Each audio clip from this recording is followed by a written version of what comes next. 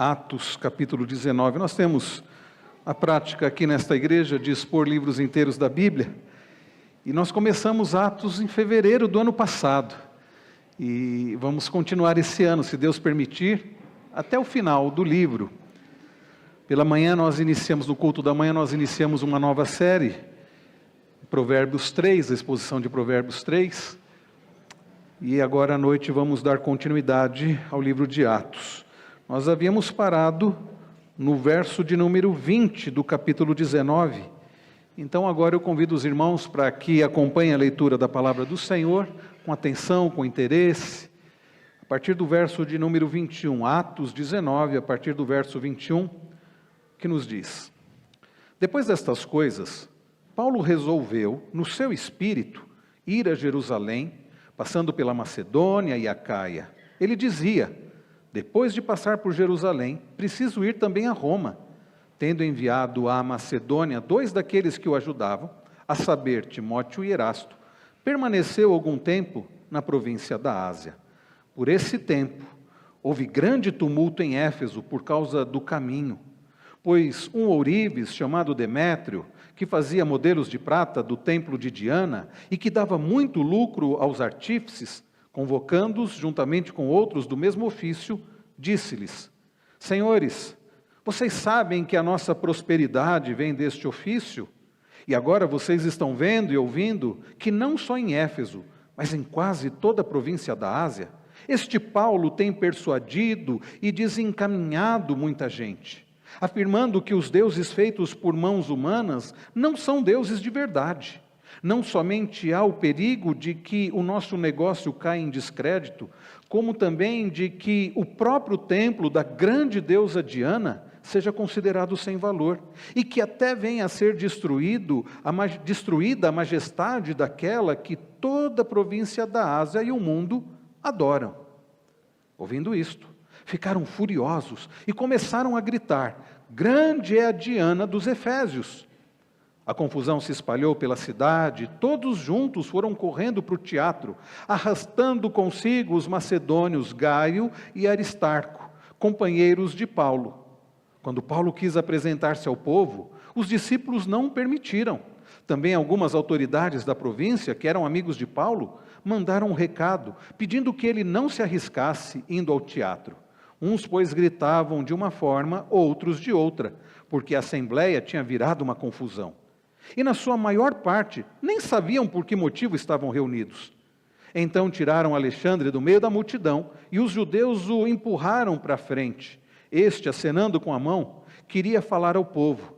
Quando, porém, reconheceram que ele era judeu, todos a uma voz gritaram durante quase 2 horas: grande é a Diana dos Efésios! O escrivão da cidade, tendo apaziguado o povo, disse: Senhores Efésios, quem não sabe que a cidade de Éfeso é a guardiã do templo da grande Diana e da imagem que caiu do céu? Ora, não podendo isto ser contestado, convém que vocês se mantenham calmos e não façam nada de forma precipitada. Porque estes homens que vocês trouxeram para cá não profanaram o templo, nem blasfemam contra a nossa deusa. Portanto, se Demétrio e os artífices que o acompanham têm alguma queixa contra alguém, saibam que existem os tribunais e os procônsules que se acusem uns aos outros ali. Mas se vocês estão pleiteando alguma outra coisa, isso será decidido em assembleia regular, porque também corremos o risco de sermos hoje acusados de revolta, não havendo motivo algum para alegar para justificar este ajuntamento. E havendo dito isto, dissolveu a assembleia. Vamos orar mais uma vez? Pai Celestial, como já foi pedido, que o Senhor, ó Deus, fale ao nosso coração, nos instrua através da Tua preciosa palavra. Não permita que nada, ó Deus, venha nos tirar a atenção, nos atrapalhar. A nós, ó Deus, que aqui estamos, aqueles que acompanham pela transmissão, aqueles que acompanharão num outro momento, que também sejam edificados, ó Pai. Que o nome de Cristo seja exaltado na pregação da Tua palavra e nós, Teu povo, instruídos e edificados. É no nome de Jesus, o nosso Senhor e Salvador, que nós oramos gratos. Amém. Irmãos queridos, no domingo passado, eu resolvi expor Provérbios 21, 31, que fala sobre o cavalo de batalha que está pronto para a guerra, mas que a nossa vitória vem do Senhor. Eu havia escolhido aquele texto porque me pareceu bem, num momento, no último dia do ano, falar sobre a importância do planejamento, a importância de sermos organizados e planejarmos, daí a ideia do cavalo estar pronto para a batalha, mas a importância de não colocarmos a nossa confiança nos nossos planos, afinal de contas a vitória vem do Senhor.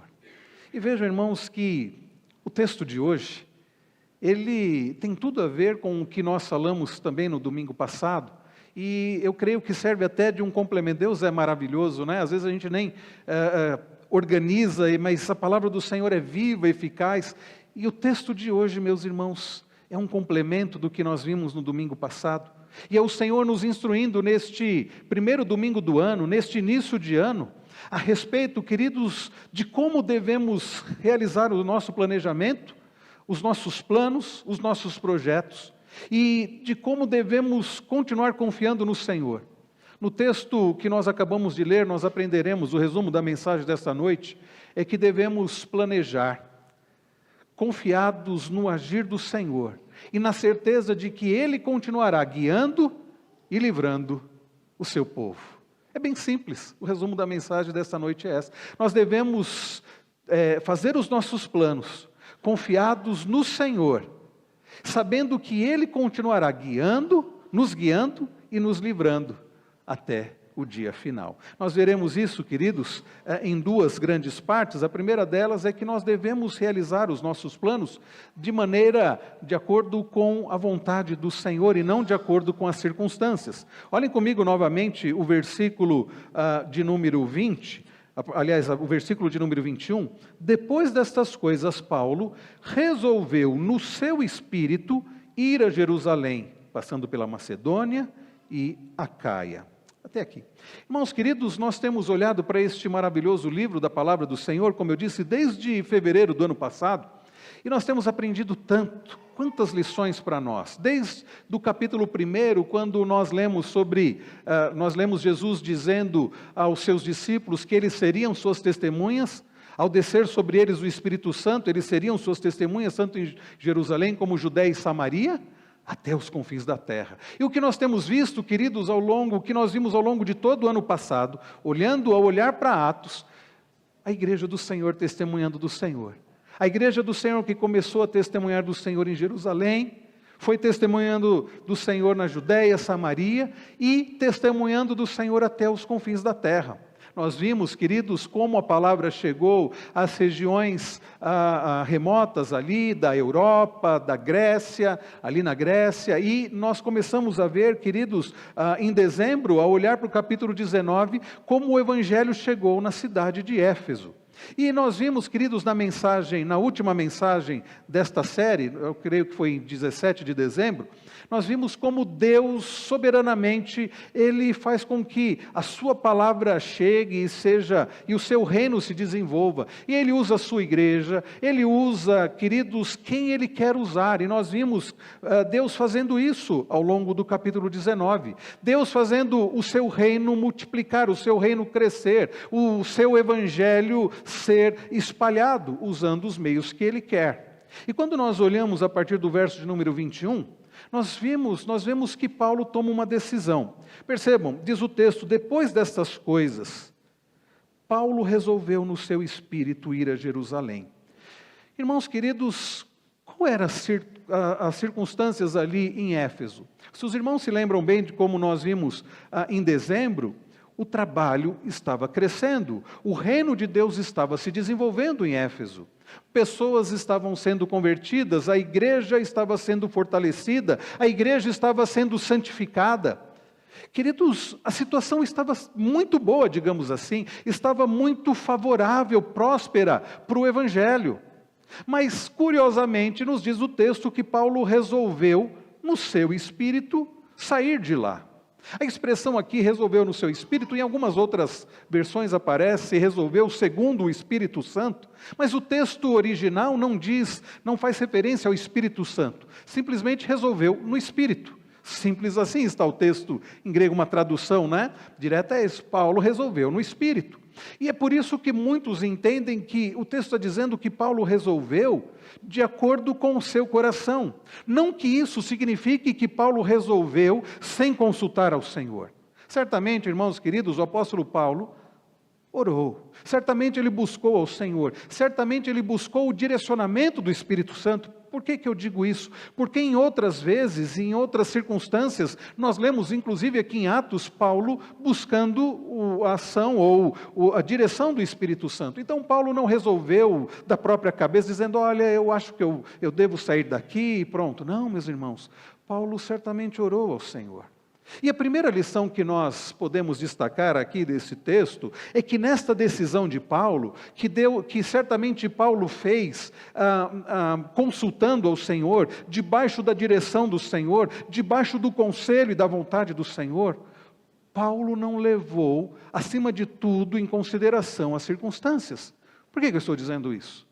Porque, irmãos, mais uma vez, a situação, o evangelho estava prosperando ali em Éfeso, a palavra estava sendo pregada, a igreja crescendo, a igreja sendo santificada. Se Paulo fosse tomar uma decisão, realizar o seu planejamento baseado nas circunstâncias, Paulo não teria decidido sair dali.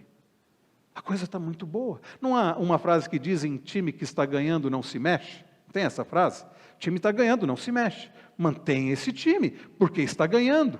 Se Paulo fosse seguir essa filosofia de que em time que está ganhando não se mexe, Paulo não teria decidido sair de lá. Paulo, meus irmãos, estava, como nós vimos, e isso está muito claro, obtendo êxito. Não apenas numericamente, espiritualmente, não era uma questão até apenas de números. Era uma questão, meus irmãos, do Evangelho, de fato, não somente se multiplicando, mas a igreja sendo abençoada e a igreja sendo santificada. Mas mesmo assim, queridos, Paulo toma essa decisão. Paulo resolve ir a Jerusalém. E antes, diz aqui o texto, passando pela Macedônia e Acaia. Os irmãos têm ideia do porquê que Paulo passaria pela Macedônia e Acaia? Porque, irmãos, a igreja em Jerusalém estava precisando de recursos. Paulo, então, entendeu que seria importante passar por aquelas regiões e, então, obter ali, através daqueles cristãos, uma oferta para levar até os cristãos lá de Jerusalém. Paulo entendia a importância do povo de Deus, unido, ser bênção um na vida do outro. Paulo entendia que seria uma oportunidade dos irmãos gentios, dos irmãos não judeus, serem instrumentos de bênção para a vida dos judeus cristãos. Assim como os judeus cristãos, os cristãos de origem judaica, já tinham sido bênção na vida dos cristãos gentios. Percebam, meus irmãos, Paulo não planejava de qualquer jeito. A lição para nós, meus irmãos, também aqui, é de que devemos, no nosso planejamento, usar da inteligência que Deus nos deu, e devemos usar também, queridos, da sensibilidade que Deus nos dá, inclusive considerando a necessidade dos outros. Deixa eu te fazer uma pergunta. Você, ao realizar os seus planos para este ano de 2024, chegou a considerar nos seus planos como você será uma bênção na vida dos seus irmãos? Seja em termos dos recursos financeiros que Deus tem te dado, seja em termos do tempo que Deus tem disponibilizado para você, ou mesmo através das capacitações e dons que Deus tem te dado. Ao planejar a sua atuação, os seus planos, como você vai usar o seu tempo neste ano, você considerou isso? É curioso, queridos, que Paulo considera isso. Paulo estava certamente bem em Éfeso, mas Paulo entendia que a igreja em Jerusalém precisava de recursos. E Paulo entendia que era momento dele sair de Éfeso, mesmo estando tudo bem, mesmo a obra estando prosperando, e ir até Jerusalém, passando, como nós lemos aqui, pela Macedônia e Acaia, arrecadar recursos para levar para os nossos irmãos em Jerusalém. Paulo não considera as circunstâncias simplesmente favoráveis. É um erro, queridos, pensarmos que a vontade de Deus está no fato, naquilo que aparentemente está dando certo. Olha, eu orei, pedi a vontade de Deus, para Deus me direcionar, e eu estou numa situação que está dando tudo certo. O que significa, certamente, que esta é a vontade de Deus. Cuidado! Não é porque tudo está indo bem que esta é a vontade de Deus. Olha, eu vou continuar nesse emprego porque está tudo bem, então certamente é a vontade de Deus. Eu nem preciso orar. Já que está tudo bem, vou continuar. Mas será que esta é a vontade de Deus? Irmãos queridos, o fato de algo estar dando certo não significa que Deus quer que você continue ali ou fazendo aquilo. Nós precisamos orar. Não podemos condicionar nossos planos, nossas decisões pelas circunstâncias. Veja, não estou dizendo que nós não devemos considerar as circunstâncias, é claro. Uma das coisas que Deus permite, no uso da nossa inteligência, ao fazermos planos, ao decidirmos se vamos ou se ficamos, é olhar as circunstâncias. Mas o que eu estou dizendo, irmãos, que isso não é algo decisivo. Acima de tudo, não é pelo fato de que tudo está indo bem que é a vontade de Deus. Não deixe, por mais que tudo esteja indo bem, não deixe de consultar ao Senhor. Está indo tudo bem, então essa é a vontade do Senhor. Será? Tanto é verdade que logo que Paulo decidiu sair, por aquele tempo, diz o texto, se levantou um montante ali, se levantou um tumulto ali em Éfeso, o que mostra, meus irmãos, que a coisa não está condicionada às circunstâncias. Tanto é verdade essa questão, meus irmãos, de que não é pelo fato de estar indo tudo bem que devemos tomar as nossas decisões, porque quando Paulo sai dali e Paulo vai a Jerusalém, nós lemos e mais à frente que Deus mostra que de fato era aquilo que ele deveria ter feito. Se você olhar um pouco à frente, no capítulo, por exemplo, de número 24,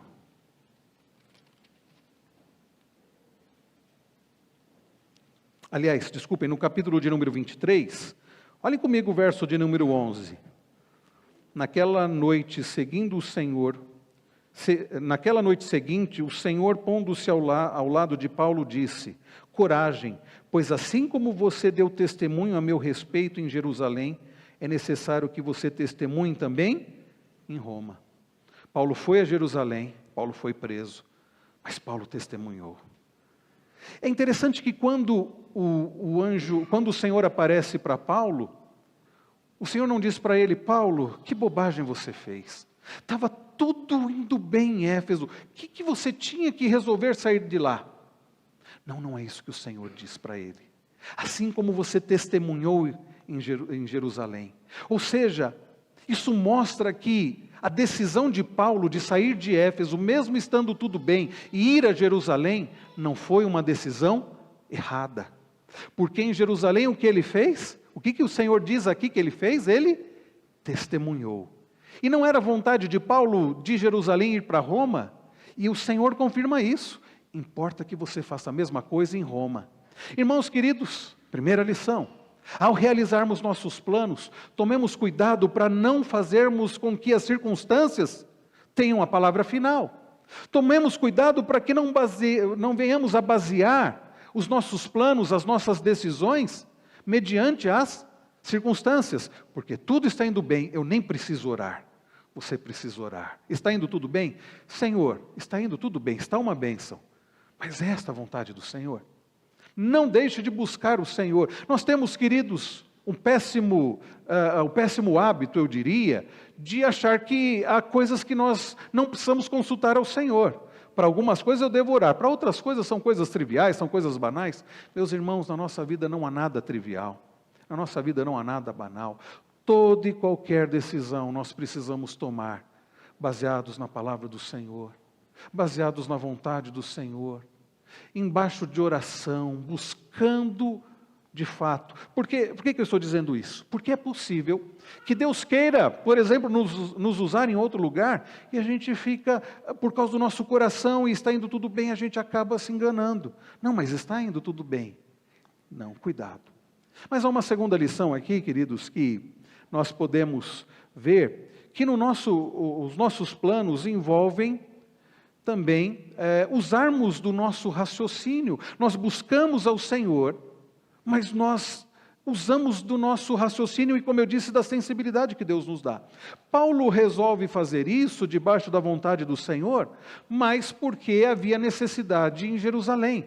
E também Paulo age, vejam o que diz a continuação do texto: depois de passar por Jerusalém, preciso ir também a Roma, tendo enviado a Macedônia 2 daqueles que o ajudavam, a saber, Timóteo e Erasto, permaneceu algum tempo na província da Ásia. Vejam o que Paulo fez. Antes dele ir, ele envia 2 dos seus auxiliares, 2 dos seus ajudantes, Timóteo e Erasto. E por que Paulo faz isso?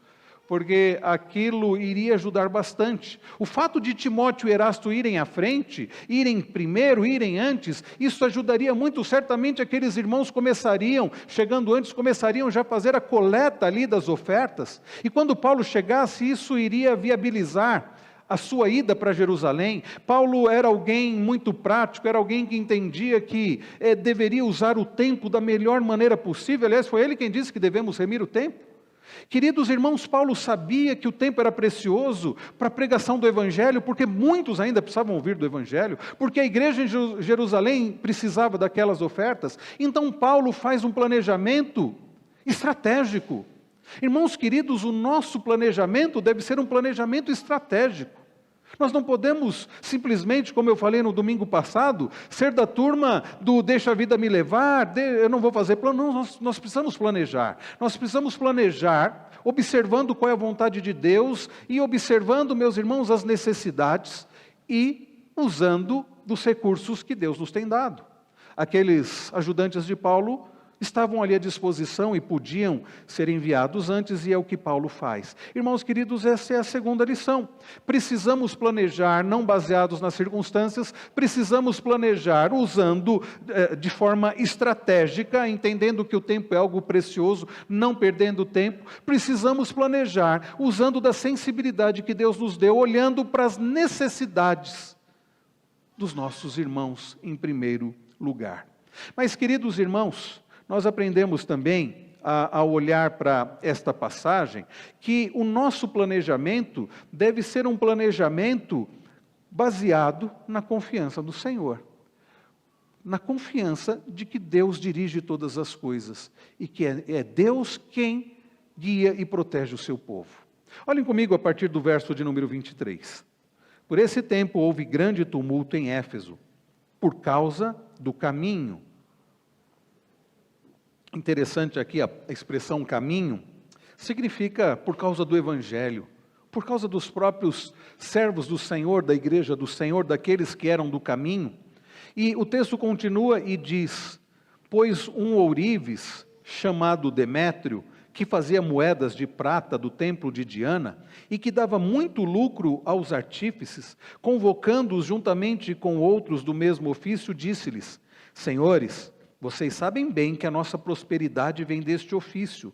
E agora vocês estão vendo e ouvindo que não só em Éfeso, mas em quase toda a província da Ásia, este Paulo tem persuadido e desencaminhado muita gente, afirmando que os deuses feitos por mãos humanas não são deuses de verdade. Vejam, irmãos, a situação. Paulo estava prestes a sair de Éfeso e ir para Jerusalém. E o que acontece? Acontece um tumulto. Um sujeito de nome Demétrio, ele, incomodado por causa do caminho, incomodado por causa do Evangelho, incomodado por causa do risco que ele e os demais artífices estavam correndo com a pregação do Evangelho ali, incomodado com o risco dele perder o seu lucro que ele tinha, por causa da deusa Diana ali, por causa do templo de Diana, ele convoca ali os demais artífices, como numa reunião de sindicato ali, ele diz assim: gente, nós vamos tomar cuidado, olha o que está acontecendo, prestem atenção no que está acontecendo aqui. Esse tal de Paulo, esses cristãos, estão pregando que só existe um Deus.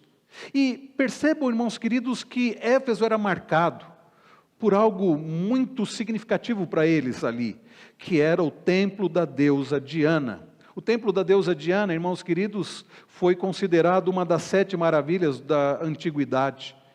Dentre as 7 maravilhas do mundo antigo, estava ali o grande templo da deusa Diana, o grande templo de Ártemis. Esse era um outro nome, né, que era dado àquela deusa, né? Então, queridos irmãos, aquilo dava grande lucro. Para os irmãos terem uma ideia aqui, só para contextualizar, Diana, ela era considerada a deusa da caça, né? Tanto pelos romanos como pelos gregos, tanto na mitologia grega, né, como também pela mitologia ali dos romanos. Era uma deusa que, para os efésios, ela tinha grande importância. Eles eram guardiões do templo daquela deusa. Era uma cidade que vivia em torno do lucro por causa desta idolatria. Era gente idólatra e os comerciantes se aproveitavam daquilo, como é muito comum, inclusive em muitas cidades do nosso país e no mundo inteiro. Cidades onde a idolatria é muito forte e a religiosidade ali, inclusive isso acontece dentro do cristianismo, quando se perde o foco e as coisas se voltam para os objetos. Sempre há aqueles que vão aproveitar da idolatria das pessoas que se apegam muito a objetos para ganhar dinheiro. Está cheio de gente ganhando dinheiro com rosa ungida, com óleo ungido, com sabonete ungido, com coisas desse tipo. Gente vendendo esse tipo de coisa. Por que fazem isso? Porque há quem compre. Porque existem pessoas, irmãos queridos, que colocam a sua confiança em objetos. Elas não conseguem simplesmente crer num Deus que é todo-poderoso e orar. Eles precisam ter um objeto para dizer, olha, isso é sagrado, isso... E gira em torno disso. E sempre vai ter gente para ganhar dinheiro com isso. Nos dias ali de Paulo em Éfeso era assim. As pessoas ganhavam dinheiro com a idolatria ali do povo diante do templo da deusa Diana ou Ártemis, que é um outro nome, né? E esse Demétrio, diz o texto, ele fazia, diz aqui, ele era um ourives e fazia modelos de prata do templo de Diana. Olha com o que ele ganhava. Como ele ganhava dinheiro? Fazendo modelos de prata ali da deusa, do templo da deusa Diana. E aí Demétrio fica pensando o seguinte: tem essa gente pregando que só há um Deus. E o povo estava acreditando nessa pregação. O povo estava sendo convencido através da pregação do Evangelho que só existe um único Deus vivo e verdadeiro. E o povo estava entendendo que aquilo que era feito, adoração à deusa Diana, que Diana era uma falsa divindade e que era errado. E se isso continuasse crescendo naquela cidade, Demétrio era uma pessoa que tinha ali uma visão para essa questão de lucro, e ele já vislumbrou o seguinte: se as pessoas continuarem se convertendo, se as pessoas continuarem acreditando no Evangelho, de que Diana, acreditando que só existe um único Deus verdadeiro que deve ser adorado, as pessoas vão parar de adorar Diana. E acabou-se então acabou-se essa questão dessa idolatria, e eu vou perder os meus lucros nas minhas imagens aqui do templo de Diana de prata. E, irmãos queridos, percebam que o coração de Demétrio não estava, acima de tudo, na confiança que ele tinha, ou na adoração, nem mesmo a Diana. Mas quem era o Deus de Demétrio? Os seus lucros. E o texto continua e mostra como esse Demétrio, quando ele reúne ali os demais ourives, e faz aquela reunião ali do sindicato dos ourives, e o argumento que ele usa o argumento material, e ele usa também um argumento religioso. Olha só o que ele diz. Acompanhem comigo, irmãos. Voltando aqui para o versículo 26, e agora vocês estão vendo e ouvindo que não só em Éfeso, mas em quase toda a província da Ásia, este Paulo tem persuadido, e olha a expressão que ele usa, desencaminhado muita gente. Ele estava incomodado com o caminho, ele e outros estavam incomodados com o caminho, com o Evangelho, e ele agora diz que Paulo está desencaminhando. Bem, irmãos, o Evangelho desencaminha assim, desencaminha da idolatria, desencaminha da miséria, do pecado, desencaminha, meus irmãos, do caminho para o inferno, desencaminha do inferno e encaminha para a salvação. desencaminha da idolatria, encaminha para a adoração somente a Deus. E ele continua e diz assim, desencaminhado muita gente, afirmando que os deuses feitos por mãos humanas não são deuses de verdade. Tá certo? Paulo estava ensinando isso mesmo. Não somente há o perigo de que o nosso negócio caia em descrédito, como também de que o próprio templo da grande deusa Diana seja considerado sem valor, e que até venha a ser destruída a majestade daquela que toda a província da Ásia e o mundo adoram. Ele usa o argumento material para aqueles que ganhavam dinheiro com aquilo, e usa o argumento religioso também. Olha, vão destruir o templo da grande deusa Diana. Quando eu estava lendo e estudando esse texto, eu me lembrei de uma novela. Eu não gosto de ficar falando aqui de novela, mas quando eu era criança, criança para adolescência, isso final dos anos, acho que é 87, mais ou menos, 1987, passou uma novela que foi muito famosa. Uma novela que contava a história de um povo de uma determinada cidade, que foi chamada de Asa Branca, em que a cidade adorava, e vivia o seu comércio baseado numa história de que um homem que havia que havia defendido a cidade de uma pessoa má, e que depois aquele homem supostamente foi um mártir, e que alguém teve uma visão daquele homem e foi curado, então eles viviam na adoração daquele homem. E qual foi o alvoroço causado quando aquela pessoa, que não havia de fato morrido, aparece na cidade? Alguns de vocês assistiram essa novela, não foi? E aquele que era chamado de santo, o Roque, ele aparece ali, e eu me lembro de um personagem curioso daquela novela, que era um tal de Zé das Medalhas, um sujeito que ganhava dinheiro fazendo o quê? E por que eu me lembrei dele? Por causa da história desse Demétrio. Esse sujeito ganhava dinheiro fazendo medalhas do tal do santo. Ganhava dinheiro com isso. Aí de repente vem alguém e fala assim, olha, o tal do santo aí não morreu não, ele voltou para cá. Qual foi o raciocínio dele? Bom, se ele não morreu, se ele voltou para cá, se é um pecador como todos nós, eu vou perder o meu negócio. E muitos então, e aí a novela passa a falar sobre isso, muitos não queriam que o povo soubesse que o tal santo na verdade não era santo coisa nenhuma, que aquela pessoa não havia morrido e feito milagres porque ela estava viva. Isso me fez lembrar de Demétrio. E no final da história, o que acontece com aquele tal Zé das Medalhas, é que ele entra, é uma cena que ficou marcante, muito marcante, porque ele entra na sua fábrica no final, e ele liga todas as máquinas que produziam aquelas medalhinhas, daquele suposto santo, que não era santo, e ele fica ali beijando as máquinas, chorando, e vão sendo produzidas medalhas que o cobrem, ele morre embaixo daquele monte de medalhas. O que mostra, meus irmãos, o que é o coração do homem.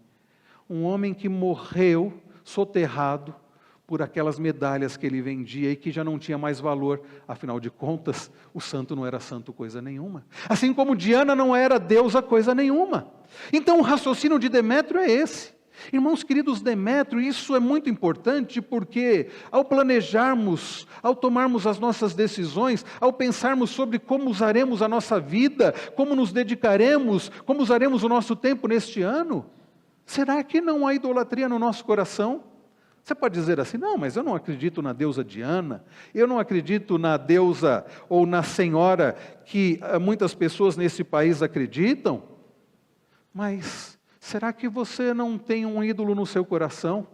Será que você não faz o que faz baseado em ganhos, em lucros, como Demétrio? Porque o coração de Demétrio não era de Diana, o coração de Demétrio era dos seus lucros, era do dinheiro que ele ganhava com a idolatria do povo ali em Éfeso. Será, queridos, que no nosso coração não tem coisas que precisam ser varridas dali? Como você tem feito os seus planos? Uma das maneiras que nós conseguimos enxergar o que está no nosso coração e se há ídolos no nosso coração, é inclusive pensarmos o porquê estamos realizando planos e para quem estamos realizando planos. Não, o meu planejamento eu tenho considerado o que é melhor para a minha vida, o que vai me trazer mais conforto, o que vai me trazer mais conforto para a minha família. Pela manhã nós falávamos que, na aula da manhã, que iniciamos uma nova série, cujo título é Uma Boa Vida, nós falávamos que não é errado você desejar ter conforto, não é errado você desejar ter uma boa vida no que diz respeito à saúde, a bens materiais. O problema é colocarmos isso acima de tudo. E que uma boa vida não está baseada no dinheiro ou na saúde, mas numa vida de paz e de alegria no próprio Senhor. Então, avalie o seu coração, se você não tem um pouco de Demétrio aí no seu coração. Se não há idolatria, talvez não igual ao daqueles que serviam a deusa Diana, mas quem sabe o seu Deus não seja o Deus futebol, time de futebol, não seja o Deus emprego, o Deus posição social, o Deus família, o Deus você mesmo. Pela manhã eu dizia isso, que um dos ídolos mais comuns da pessoa é ela própria. Quando ela faz tudo pensando nela mesma. E não faz tudo segundo a vontade e a glória do Senhor. Então, mais uma lição para o nosso planejamento. Considere para quem você está fazendo os seus planos. Mas, irmãos queridos, percebam na continuação do texto, no verso de número 28, ouvindo isto, ficaram furiosos e começaram a gritar: grande é a Diana dos Efésios. Demétrio conseguiu o que ele queria. Demétrio conseguiu fazer com que os demais ourives ficassem preocupados e até revoltados com os do caminho, contra Paulo e contra aqueles que pregavam o Evangelho. E o texto continua dizendo no verso 29, Lucas registra que a confusão se espalhou pela cidade. E todos juntos foram correndo para o teatro, arrastando consigo os macedônios Gaio e Aristarco, companheiros de Paulo. Irmãos, a coisa tomou uma proporção muito grande. Era um teatro ali que alguns estudiosos dizem que cabia muita gente. E a confusão, então, o tumulto tomou grandes proporções, a tal ponto de que o teatro ali de Éfeso ficou lotado de pessoas bastante, com os ânimos muito acirrados. E o verso de número 30 fala sobre a coragem de Paulo, porque quando Paulo quis apresentar-se ao povo, os discípulos não o permitiram. Também algumas autoridades da província, que eram amigos de Paulo, mandaram um recado pedindo que ele não se arriscasse indo ao teatro. Aliás, mais uma lição para nós aqui, não é verdade? Nós devemos, irmãos, precisamos estar abertos até para ouvir os nossos irmãos. Às vezes a gente quer fazer uma coisa assim, não, esse é o melhor. A gente fica pensando, né? O que aconteceria com Paulo se ele fosse naquele momento ali, aquele teatro? Diante daquela multidão ensandecida, aquela multidão revoltada, alguns que nem sabiam por que estavam ali. Demétrio conseguindo realizar ali naquela massa de manobra do povo, e algo muito terrível poderia ter acontecido com Paulo. Ele tinha coragem, mas ele precisava ter sabedoria para ouvir inclusive o conselho daqueles seus companheiros. É importante, irmãos, ao realizarmos o nosso planejamento, as nossas decisões, ouvirmos pessoas tementes a Deus. Nós não podemos ser como a Bíblia fala lá em Provérbios, do orgulhoso, que acha que sabe tudo e que não precisa ouvir o conselho de ninguém. Nós precisamos, como diz Provérbios, entender que na multidão de conselhos há sabedoria. Precisamos entender, ter disposição para ouvir irmãos tementes a Deus, não pessoas que não temem a Deus, mas gente compromissada com Deus, porque o problema é que às vezes a gente tem mais disposição para ouvir gente que não ama a Deus, inclusive sobre como devemos levar o nosso casamento, como devemos educar nossos filhos. Tem gente dando ouvidos para pessoas que não temem a Deus, para pessoas que ignoram a palavra do Senhor. Cuidado, dê ouvidos a gente que teme ao Senhor. E Paulo ouviu aquele conselho, e diz o verso 32, uns gritavam, uns pois gritavam de uma forma, outros de outra, porque a assembleia tinha virado uma confusão. E na sua maior parte, olha que situação, nem sabiam por que motivo estavam reunidos. Você já viu isso acontecer? Vai juntando gente, e tem gente que está ali. Por que você está aqui? Eu nem sei por que eu estou aqui. Eu já vi reportagens de manifestações, e o repórter pergunta: escuta, por que você está aqui? Olha, não sei, eu estou aqui, não sei por que estão protestando, mas eu estou aqui, seja para o que for. né? Seja para a direita, seja para a esquerda, seja para o centro, não importa. Então tinha gente, meus irmãos, ali que nem sabia por que estava ali, diz Lucas. E o texto continua, verso 33, então tiraram Alexandre do meio da multidão e os judeus o empurraram para frente. Eu fico pensando se não é aquela história, né, que alguém que falou assim, olha, precisamos de um voluntário. Quem for voluntário dá um passo para frente. Ou de repente todo mundo dá um passo para trás, deixa a pessoa sozinha, ou então empurram alguém, a pessoa fica ali, né? Eu não sei se foi isso que aconteceu com esse Alexandre, mas o fato é que o texto diz que empurram ele ali, diz assim, olha, você que vai falar. Eu não queria ter sido aquele Alexandre, né? Olha, é com você, vai lá. Paulo não vai não, mas vai lá o Alexandre. Irmãos, diz o texto que o Alexandre vai falar, mas eles não dão ouvidos. Olha o que diz o verso 34. Quando, porém, reconheceram que ele era judeu, todos a uma voz gritaram durante quase 2 horas, grande é a Diana dos Efésios. Percebam, queridos, que confusão generalizada. Ali, os servos do Senhor poderiam ser presos, mortos, mas o ponto está aqui. Deus age preservando, guiando e protegendo o seu povo. Olhem comigo o verso de número 35. O escrivão da cidade, vejam, alguém que não tinha nada a ver com os do caminho ali, do povo de Deus. O escrivão da cidade, tendo apaziguado o povo, disse, senhores efésios, quem não sabe que a cidade de Éfeso é a guardiã do templo da grande Diana e da imagem que caiu do céu? Certamente houve uma queda de um meteorito, e as pessoas ali diante, não sabiam que era isso, né? E diante da queda, vindo do céu um objeto, eles passaram a adorar aquele objeto. Certamente era apenas um meteorito. E aí o verso 36 diz, ora, não podendo isto ser contestado, convém que vocês se mantenham calmos, e não façam nada de forma precipitada, porque esses homens que vocês trouxeram para cá, não profanaram o templo, nem blasfemaram contra a nossa deusa. Portanto, se Demétrio e os artífices que o acompanham têm alguma queixa contra alguém, saibam que existem os tribunais e os procônsules, que se acusem uns aos outros ali. Mas se vocês estão pleiteando alguma coisa, isso será decidido em assembleia regular, porque também corremos o risco de sermos hoje acusados de revolta, não havendo motivo algum que possamos alegar para justificar este ajuntamento. E havendo dito isto, dissolveu a assembleia. Irmãos queridos, percebam que Deus usa quem Ele quer. E Deus usou ali um escrivão, talvez uma espécie do que seria hoje uma autoridade, como um prefeito, para apaziguar os ânimos e para preservar o seu povo, os seus servos ali. Isso nos ensina, queridos, que nós podemos tomar nossas decisões, fazer os nossos planos debaixo da vontade do Senhor, descansados, que é o Senhor que irá nos guardar no tempo que Ele tiver para nós aqui. Paulo fez as suas decisões, Paulo tomou as suas decisões, fez os seus planos.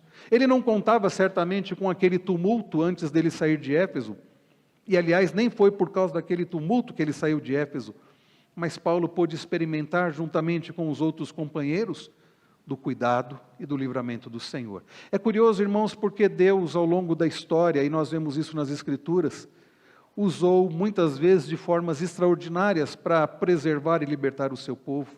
Usou do seu grande poder para fazer isso. Em outros momentos ele usou de instrumentos, alguns até improváveis, não é verdade? É curioso como Deus chama Moisés e diz assim, olha, você vai ser um instrumento que eu vou usar. E Moisés diz assim, eu? Eu não. Quem sou eu? Eu sou pesado de língua, eu tenho dificuldade para falar. Moisés chega a dizer o seguinte para o Senhor, manda quem o Senhor quiser mandar, menos a mim. Mas foi Moisés que ele mandou. E Moisés foi apenas um instrumento. Porque quem enviou as pragas, quem abriu o mar vermelho, quem destruiu o exército do faraó, quem libertou o seu povo foi o Senhor. Em outros momentos, queridos, Deus usou, como eu disse, instrumentos talvez até improváveis até, que não eram do povo de Deus. Me chama a atenção como Deus usou, tanto para corrigir como para restaurar o seu povo. Quando foi para corrigir, Deus entregou o seu povo nas mãos de Nabucodonosor, rei da Babilônia. Nabucodonosor, sendo alguém que não temia Deus, foi instrumento nas mãos do Senhor para a correção do povo do Senhor. Depois, quando Deus quis restaurar o seu povo, Ele usou os líderes do Império Medo-Persa, usou Ciro, para a restauração do seu povo, para o povo poder voltar para Jerusalém. Usou um homem chamado Artaxerxes, que era alguém ali do reino persa, e através de Neemias, que não por acaso servia como copeiro de Artaxerxes, Deus usou esses instrumentos. Deus usa até o ímpio, irmãos queridos, para restaurar, para tratar, para proteger o seu povo, e Deus usa esse magistrado, Deus usa esse escrivão. Irmãos queridos, isso nos ensina que devemos fazer as nossas decisões, tomar os nossos planos, confiados nem mesmo nos nossos planos, mas nos planos do Senhor. Se vocês observarem lá em Filipenses, nós podemos perceber, queridos, que quando nós tomamos planos, fazemos nossos planos debaixo da vontade do Senhor, o Senhor vai nos usar. Abra sua Bíblia, por favor, em Filipenses, capítulo 1, para encerrar a mensagem desta noite. Filipenses, capítulo 1.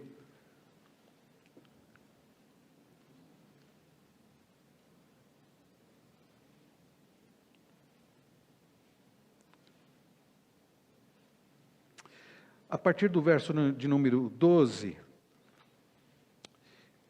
quero ainda, irmãos, que saibam que as coisas que me aconteceram têm até contribuído para o progresso do Evangelho, de maneira que toda a guarda pretoriana e todos os demais sabem que estou preso por causa de Cristo. E os irmãos, em sua maioria, estimulados no Senhor por minhas algemas, ousam falar a palavra com mais coragem. Paulo, ele tomou aquela decisão, confiado no Senhor, debaixo da vontade do Senhor, de sair de Éfeso. Antes do tumulto ele tomou essa decisão, quando tudo ia bem, para ir para Jerusalém. O que aconteceu? Ele foi preso. O que aconteceu em Jerusalém? Ele testemunhou. Nós lemos isso ainda há pouco em Atos 23. Deus dizendo assim: você já testemunhou em Jerusalém, agora importa você testemunhar de mim em Roma. Paulo vai para Roma. O que acontece com Paulo em Roma? Ele é preso. Você vai dizer assim: puxa, estava tudo bem em Éfeso, o que ele tinha de ter saído de lá? E aí, quando ele é preso, o que acontece, meus irmãos? Os irmãos entenderam o que Paulo está dizendo aqui em Filipenses? Quando ele estava preso em Roma, porque quando Paulo escreve esta carta, ele estava preso em Roma, ele diz que toda a guarda pretoriana ouviu do Evangelho. Foi quando Paulo, que havia alugado uma casa em Roma, e fica preso ali naquela casa, e preso ali, um soldado ficava com ele, e eles iam revezando, estando com ele ali, algemado com ele ali. O que ele fazia? Pregava o Evangelho. E através disso, meus irmãos, toda a guarda ali ouviu do Evangelho. Quando nós olhamos mais à frente, aqui em Filipenses, no final de Filipenses, se vocês observarem, no final de Filipenses, olha só o que ele diz, verso 21. Saúdem cada um dos santos em Cristo Jesus. Os irmãos que estão comigo mandam saudações. Todos os santos mandam saudações, especialmente os da casa de César. O Evangelho chegou na casa do imperador, através da pregação de Paulo, quando ele estava preso. Nós vimos na primeira lição de hoje que, ao tomarmos nossas decisões, nós não devemos tomar nossas decisões baseadas nas circunstâncias, porque corremos o risco de dizer: está tudo indo bem, vou continuar aqui. Ou então a gente diz assim: se as coisas não estão indo bem, não é vontade do Senhor. Irmãos queridos, já imaginaram se Paulo fosse pensar assim? Ele tomou a decisão, foi para Jerusalém, foi preso. Saiu de Jerusalém, foi para Roma, debaixo da vontade do Senhor. O que aconteceu com ele em Roma? Foi preso. Não era então a vontade do Senhor? Era. Ali o Senhor usou, ali ele evangelizou, ele pregou. A guarda toda pretoriana ouviu do Evangelho. Os da casa do próprio imperador César ouviram do Evangelho. E o Senhor então foi glorificado. Tomemos as nossas decisões, não baseados se está tudo bem, se estamos sofrendo ou não, mas se estamos sendo fiéis ao Senhor. Tomemos as nossas decisões debaixo da vontade do Senhor. Nós aprendemos, queridos, que é assim que nós tomamos as nossas decisões, não baseado nas circunstâncias, mas debaixo da vontade do Senhor. Nós aprendemos que devemos tomar as nossas decisões de forma estratégica. Ele mandou os seus companheiros à frente. Devemos tomar as nossas decisões de forma inteligente, debaixo da vontade do Senhor e usando do senso que Deus nos deu. Devemos tomar as nossas decisões usando do amor e da sensibilidade que Deus nos dá. Não para nós mesmos, mas Paulo pensou nas necessidades dos irmãos de Jerusalém e nas necessidades daqueles de Roma que precisavam ouvir do Evangelho, inclusive dentro da casa da família do próprio imperador. É assim que você tem tomado suas decisões? Você tem decidido, você tem planejado usar a sua vida, os seus recursos neste ano para a glória do Senhor? Você tem consultado ao Senhor sobre o que você deve fazer, para onde você deve ir, como você deve usar os seus recursos materiais, como você deve usar o seu tempo? Desta forma, não baseado nas circunstâncias, não baseado em você mesmo. Como eu disse, quem sabe nós tenhamos muito de Demétrio no nosso coração, ou muito daqueles que serviam a Diana, quando nós tomamos nossas decisões pensando apenas em coisas materiais, pensando apenas no nosso bem-estar material ou físico. E sabe, irmãos, nós aprendemos em último lugar que nós devemos tomar as nossas decisões e descansar no fato de que o Senhor vai nos guardar e o Senhor vai nos livrar. Bom, foi isso que Deus fez com Paulo. Mas é interessante, você pode dizer, mas Paulo, houve um momento que o Senhor não o livrou. Houve um momento em que ele foi morto, é verdade. Mas isso não significa que o Senhor não o livrou, de forma alguma. Irmãos queridos, as nossas decisões e a nossa certeza do livramento do Senhor, não é que Deus vai nos livrar de todos os perigos ou mesmo da morte aqui, mas é que o Senhor já nos livrou, na verdade. Quando Jesus Cristo, queridos, entrega a sua vida na cruz do Calvário, quando Jesus Cristo, meus irmãos, como nós vamos participar aqui, Ele entrega o seu próprio corpo que foi partido, e na ceia Ele disse, esse é o meu corpo que é dado por vós. Quando Jesus Cristo na cruz do Calvário, como Ele ensina antes na ceia, é derramado o seu sangue para nos purificar os pecados, Ele o faz para nos livrar. Então, as nossas decisões não são tomadas, acima de tudo, na certeza de que o Senhor nos livrará de cada perigo, não, mas na certeza de que o Senhor já nos livrou da condenação da morte. Na certeza, queridos, de que nem mesmo a morte, como Paulo escreve em Romanos 8, poderá nos separar do amor de Deus, que está em Jesus Cristo,